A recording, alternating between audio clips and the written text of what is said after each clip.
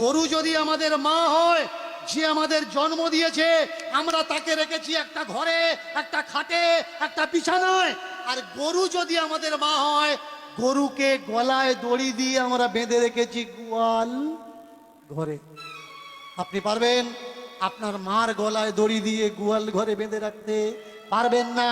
মাকে মা বলছেন, কিন্তু কর্তব্যের সময় গলায় দড়ি বেঁধে তাকে গোয়াল ঘরে রেখে দিচ্ছেন। বলুন, গরুকে কারা অপমান করছে? মুসলমানরা নাকি হিন্দুরা? গরু যদি মা হয়, বলুন তো গরুর ছেলে মানে বাছুরটা কে হবে? ছোট ভাই হবে। মার পেটে যে হয় সে তো ভাই হয়। এবার বলুন, গরুর বাছুর হলে, বাছুরটা যদি আমার ছোট ভাই হলো, 21 দিন পরে গিয়ে প্রথম দোয়াটা কতদিন দেন? কতদিন পরে দেন? 21 দিন না? তাহলে আপনার মা যদি আপনার ছোট ভাইকে জন্ম দিত, 21 দিন পরে আপনার ছোট ভাইয়ের গলায় দড়ি দিয়ে পাশে বেঁধে রেখে আপনার মায়ের জননীর গর্ভধারিণীর দুধ দুয়ে বিক্রি করতে পারতেন?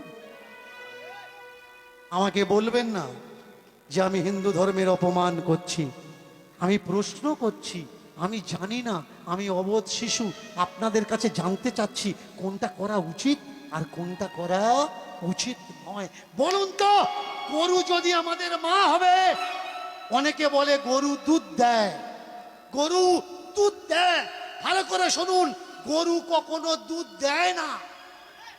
বাছুরকে বেঁধে, গরুকে বেঁধে আমরা দুধ বের করে নিই।